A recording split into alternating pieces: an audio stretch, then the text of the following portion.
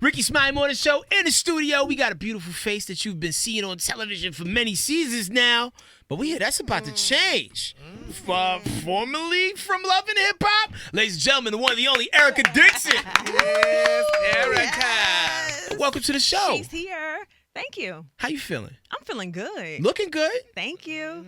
Now, I guess we can just cut right to the chase. Let's do After it. so many seasons of Love and Hip Hop Atlanta, why are you bouncing now?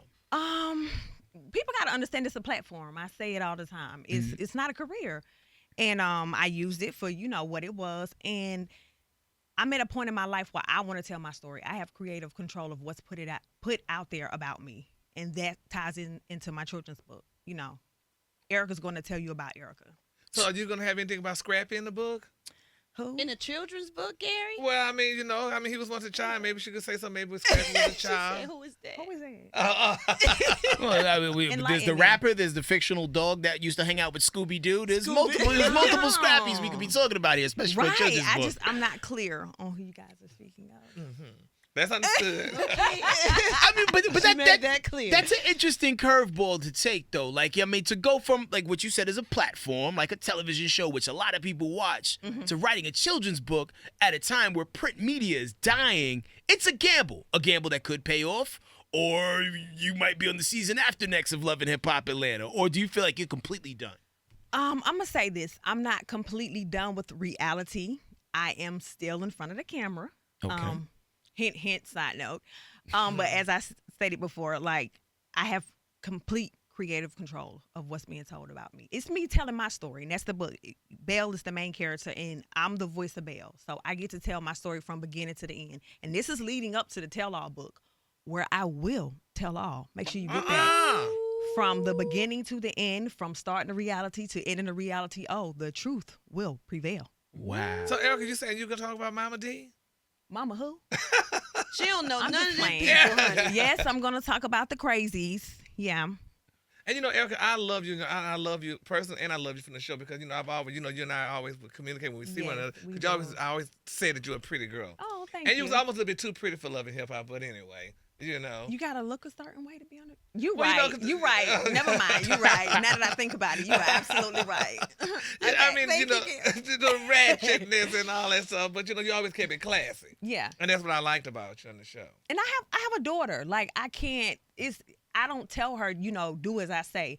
I tell her, do as I do. And she's seen me make mistakes and do things. And I tell her, you see, mommy made a mistake. So you learn from that. Don't do what mommy has done. And I wouldn't say it was really a mistake. It was just something that happened at the time. Yeah, it's always in the heat of the moment. But sometimes you go back and look at things and be like, you know what? I could have handled that a different way. Yeah. Okay, now 2 times in the short time we've been talking, you've been talking about the way your story is told. And I hear this a lot. People that are on reality shows, you shoot a bunch of content, you think the narrative is going to be spun one way, and then when you finally see the final edit, it's like, yo, that's not even how that happened. Yeah. Do Right. you feel that happened to you That a lot happens on the all show? The time I in think reality it really TV. didn't hit me until last season. I pretty much was able to stay grounded and you got to see me for who I was. And then it was like a flip last season because a lot that was filmed was cut. So much was cut. And it was like it portrayed me to look like I was bitter or upset about my child's father. And, at the time I was in a relationship and had filmed, with the guy that I was in a relationship with. And it's like, it was like 5 or 6 scenes. And it's like, y'all cut all that? Like, really? And it did portray me a certain way. And I didn't really get my taste of it until last season. I was like, you know what?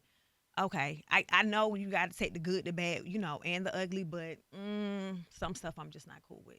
So why did they cut out all the scenes? They have complete creative control. They're going to portray you how they want to portray you. True. So you can go from, hint, hint, the ratchetest, worst attitude person in the world to the most likable person because guess what? We're going to change your whole image. Mm-hmm. So, And y'all don't And it's even been know it done. until the show is shown. yep, you don't know it until the show is shown. And it's like, oh, wow, this person got an excellent look. So they have their favorites, So we going to make this person look a certain way. You look this way in the beginning, but we going to give you that shine and put you in a different light. Got They have you. control over it. So what do you feel like the most negative thing that has come out of this whole Love and Hip Hop experience? I wouldn't even say the most negative. I mean, it all kind of ties hand in hand. It kind of, I don't want to say it balances itself out, but in a sense it does. It's got the good, and the bad.